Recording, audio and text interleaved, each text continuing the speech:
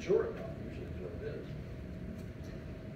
Yeah, well, you could say mature enough, but or you could also say as mature as we would like them to be based on how we're conceptualizing the program we're putting them into.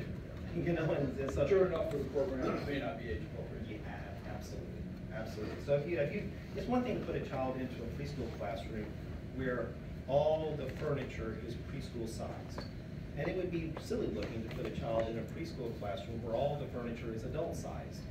But if you forget about furniture for a second and you just focus on the way in which we interact and we treat each other, some of the times we treat our young children with adult sized interactions because we don't simply know how to work with young children. It's a funny thing. If we rely on teachers who haven't been adequately trained in young children, they end up working with 3-year-olds the best way they can remember what it was like themselves to be in 3rd grade. Because they don't remember being in a preschool classroom because many of them never were in a preschool classroom. And so if that's the way you're interacting with young children, you're going to run into lots of challenges and problems. And so we have to do the best to provide supports. Next slide, please. Lots of other research on it. Rates are much higher in child care programs. Illinois is an interesting one. 42% of centers reported expelling at least one child in the past 12 months. What's interesting about this is in Illinois, the study was only infant toddler centers. That was the only one we were looking at. Centers serving children birth up to 3 years old. So even for babies, the rates of expulsion are really quite high. What's the #1 reason for expelling a baby from a preschool program? Cry too much. Fighting. Yeah, fighting. See, this doesn't surprise me. You all knew all this. Next slide, please. So if you actually make a graph out of it, there's K through 12, there's pre-K, there's child care in terms of the likelihood of a child being expelled from the program. Next slide, please. Lots of factors predicted teacher-child ratios. The more children per adult, the more likely a child is to be expelled. Does that surprise anybody? No. The longer the program is open per day, the more likely a child is to be expelled. Does that surprise anybody? Is this just in pre-K? This is just in pre-K. Okay. This is just in pre-K. Teacher job stress, the more stress that the teacher reports in terms of job stress that the teacher has, the more likely a child is to be expelled. Teachers who screen positive for depression expel at twice the rate of teachers who screen negative for depression, their own depression. Does that surprise anybody? The amount of access to somebody who can come into the classroom and work with the teacher when a child is having a challenging behavior. The more access, the less the likelihood of a child being expelled. Does that surprise anybody? There's something in common about every one of these variables. These are the main predictors that predict the likelihood of a child being expelled from a preschool program. What do all of these variables have in common? They have nothing to do with kids' behaviors. It's got to do with costs. Yeah, every one of them. Isn't that interesting? So, I mean, this is really not about children. This is about what it is that we're providing for them, and are we providing them the right kind of supports in order for them to be able to succeed and for their teachers to be able to succeed in that environment. Next slide. So when you put it together, this is the conclusion that I have. Preschool expulsion is not a child behavior. It's really an adult decision that may be based in part on the behavior of the child, but is also based on availability of resources that a teacher can pull together and whether the program is able to meet the needs of the child and meet the needs of the family and work effectively with the parents. And we'll talk about that in a second. Next slide, please.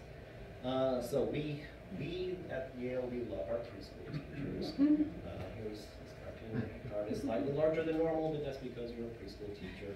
We want to be careful when we talk about these things not to vilify our teachers who are doing the absolute best that they can in the extremely challenging circumstances that we often place them in, where we pay them very, very, very little to take care of children in poverty, and in order to help them empathize with that, we pay them hourly wages.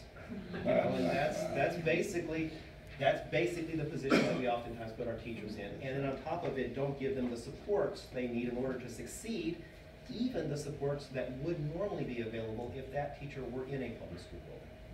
They might have access at least to a guidance counselor, school social worker, nurse. But if you're a preschool teacher, in many cases, you are out there on your own, doing the very best that you can, and in some cases, the very best that they can is letting children go, because they don't know what else to do, and they don't have the supports needed. Next slide, please. Remember I said teacher job stress? And that's an issue of job stress right there. There's the rates. Next slide, I'm going to let you, here's a cartoon. Today we're going to explore and paint how we feel when we're picked up late from preschool. That's job stress. That's what you want to hear what job stress might sound like? Go to the next slide. And then if you'll hit this and start this video. At home, 4-year-old Megan is like any little girl her age. She likes to play and loves her kitten Jiminy. It's what was happening at school at Memorial Elementary that has had her parents puzzled. She's been having some behavioral problems in class. But the behavior problems that we're getting described are not things that she does here at home. So after months of wondering why, Diana and Oscar Mijares spent $50 on a digital recorder, put it in Megan's backpack, turned it on, and sent it to school. And this is just a sampling of what they heard. Nobody are you good for. You're just a bad kid. Now, when are you going to be a good kid? Have you seen any other class act like this? No. You're just mean to your teacher. And I'm going to be mean to you too.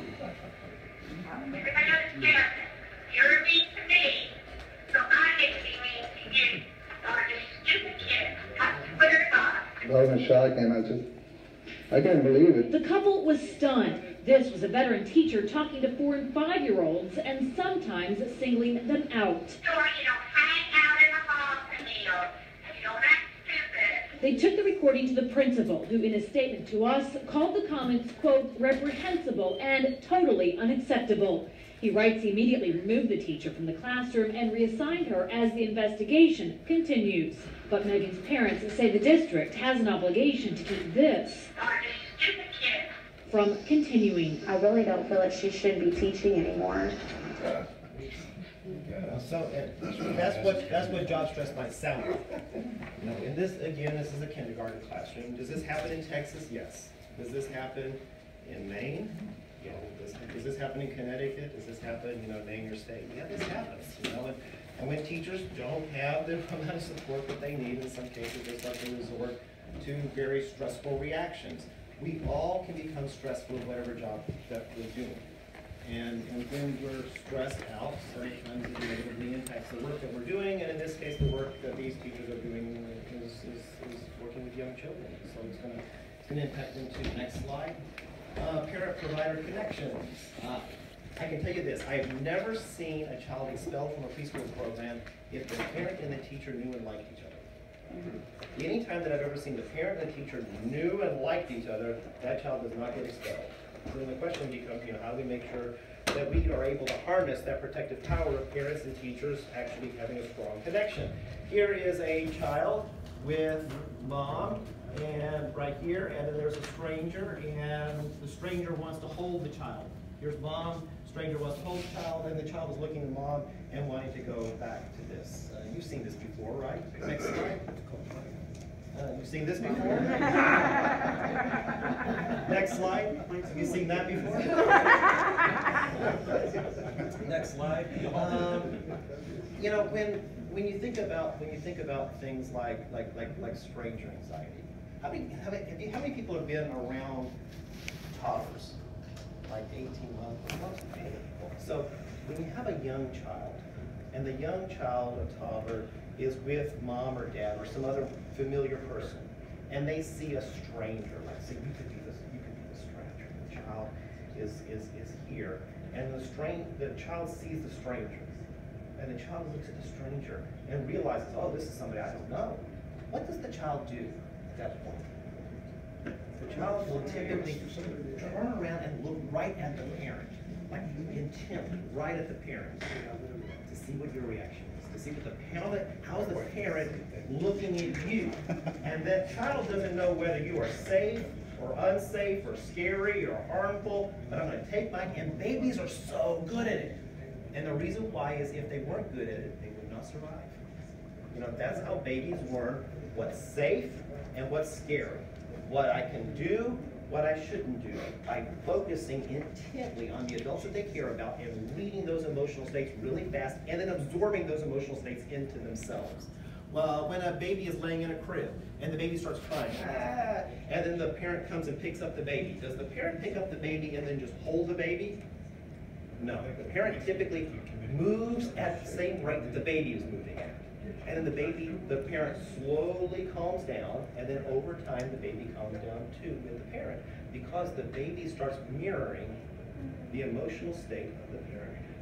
The parent picks the baby up and matches that baby in terms of just how active that baby is, And then after a while, the baby latches into and synchronizes with the parent, and then the baby calms down along with the parent. And we don't have to typically teach parents how to do this. You just kind of know that that's what you do. When you have a young child who's looking at the stranger and then looks at the parent to be able to gauge, that's a clue to us that when we're talking about young children going into preschool classrooms, it is exceedingly important that the parent and the teacher have a strong connection, because that child is going to gauge the safety of that teacher from the connection that their parent has to that child. I've been asked oftentimes by parents, what is the best way to help my child with the first day of kindergarten? And usually and it's something like, I got to put my child on a bus for the first time. My child's starting kindergarten, what's the best way to help my child deal with that? And usually when parents tell me that, what I really hear is, what is the best way for me to deal with how scary this is for me to put my child on a bus and send my child to kindergarten? And we may think that, preschool is young. We may think kindergarten young, first grade. Whenever you first put your child on a bus, that's the definition of young. Because that child's going to feel really young when you're letting that child go away from you to a school. And usually my best answer to that is something along the lines of, make sure that you feel comfortable with that person you're putting that. Have you met the bus driver yet? Do you know the bus driver? Do you feel comfortable around the bus driver? If you don't feel comfortable, your child's not going to feel comfortable. And you're not going to be able to hide it. If we could have opportunities for our parents and our preschool teachers to interact in more solid ways, that would probably go a long distance in terms of actually reducing the likelihood of a child being expelled, because the likelihood of expelling a child when you have a strong connection to the parent is pretty small. And if the child has a strong connection to the parent and the parent has a strong connection to the teacher, that parent's going to lend that connection to the child, and then the child's going to be better connected to the teacher. Next slide. I'm sorry. So remember this one? One more click. The more access to a behavioral consultant or somebody who can in the classroom, the less likely a child is to be expelled. Next slide. So in Connecticut, we created a statewide system of early childhood mental health consultation. And that system costs us to cover the entire state a little over $2 million. Covers the entire state. It's available to all programs, public or private, that serve children birth up to 5 years old. So if you're a public school-based pre-K program, yes. If you're a Head Start program, yes. If you're a mom and pop child care program, or a for-profit child care program, yes. If you're an infant toddler program, yes. If you're offering child care services in your home as a home-based child care program, as an independent business, yes, it covers you too.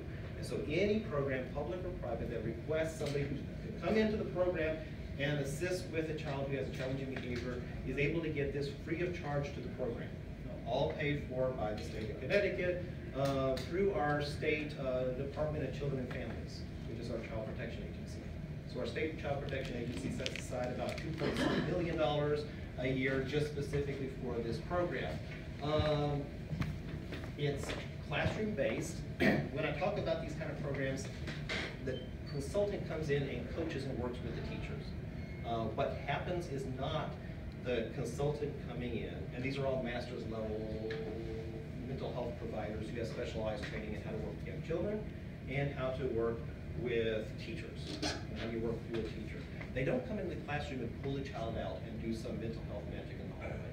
That is not what they do. Instead, what they do is they work with the child by working through the teacher. And they coach the teacher on different ways that the teacher can be interacting with these children, because we will never have enough mental health providers to treat all of our children one child at a time. We'll never be able to get ahead of it that way. The only way to be able to do this is to be able to provide some kind of support to the child in a way that leaves a residual there with the teacher. And so how can we work with the teacher in order to